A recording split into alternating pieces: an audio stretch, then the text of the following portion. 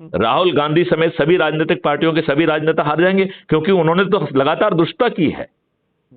सभी राजनीतिक पार्टियां दुष्ट हैं,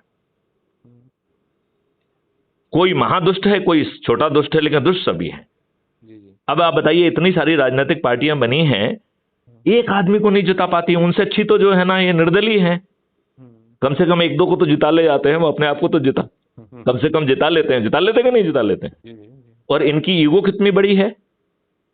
ये इन्होंने राजनीतिक पार्टियां बनाई किस लिए हैं, और ये लोग सीटें क्यों मांगते हैं? क्राइम फ्री भारत तो कह रहा है कि आप अपने लोगों को जोड़ो, मेरिट लिस्ट में आओ, आपको अपने आप जो है ना टिकट मिल जाएगा। टिकट का जो है ना सौदेबाजी क्यों करते हो? काम के माध्यम से करो ना। देखिए, बड़ी सिंपल सी बात है। 100 करोड़ लोग हो गए, छत पे थाली बजाकर दीपक जला के माननीय नरेंद्र मोदी जी से प्रार्थना करेंगे। यदि उन्होंने कई टास्क फोर्स बना दी तो छत पे चढ़ के उन्हीं को जिता देंगे, उनको 543 सीट दिला देंगे।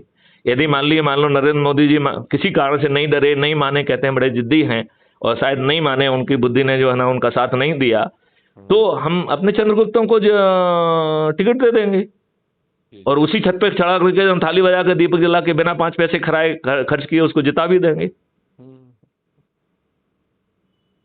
आप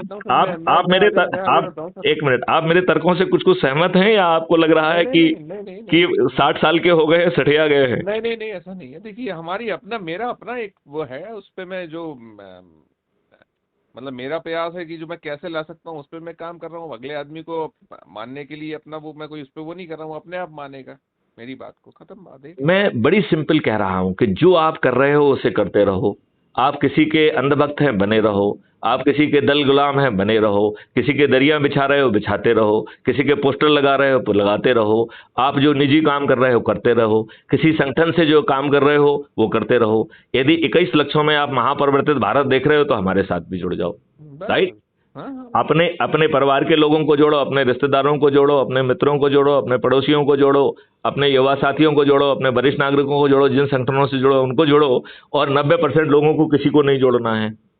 90%, 100 करोड़ में से 90 करोड़ को किसी को नहीं जोड़ना है। तो क्या महापरिवर्तित भारत के लिए, जहां हमें रिस्क हो रही है कि 2029 में इस देश के 66% लोगों को कैंसर हो जाएगा, क्या हम इतने दुष्ट हैं कि अपने बच्चों को, अपने परिवार के लोगों को कैंसर पीड़ित देखने के लिए इंतजार करना चाहते हैं? ये आज की व्यवस्था कितनी दुष्ट है कि उसे ये नहीं दिख रहा है कि 16 करोड़ लीटर दूध हम पैदा कर रहे हैं और 65 करोड़ लीटर दूध जो कि यूरिया से जो है ना बन के जो है ना बिक रहा है। क्या उन्हीं लोगों से पैसे लेके जो ना ये अपना पार्टियां चला रहे हैं? क्या चक्कर है? आप ये बताइए, जब किसानों की आमदनी इसमें 5 गुना हो सकती है और बेचारे किसानों को ना मजदूर खोजना है, ना बीज खोजना है, ना कुछ खोजना है। किसानों के यहाँ पे जो है ना 4 तरीके के पेड़ लग जाएंगे, 8-10 फीट गहरी खाई खुद जाएगी, उसमें जो है ना छेद वाली टाइल्स लग जाएंगी जिससे पानी लगातार अंदर जाए, गौशालाएं खुल जाएंगी, मधुमक्खियों के छत्ते लग जाएंगे और उसे ना किसी को खोजना पड़ेगा और उसकी चीज जो है बिना मंडी जाए बिक जाएगी और अपने आप जो है ना जहां आना है वहां पहुंच जाएगी। और इन सब खर्चों का किसान के ऊपर कोई बोझ नहीं पड़ेगा।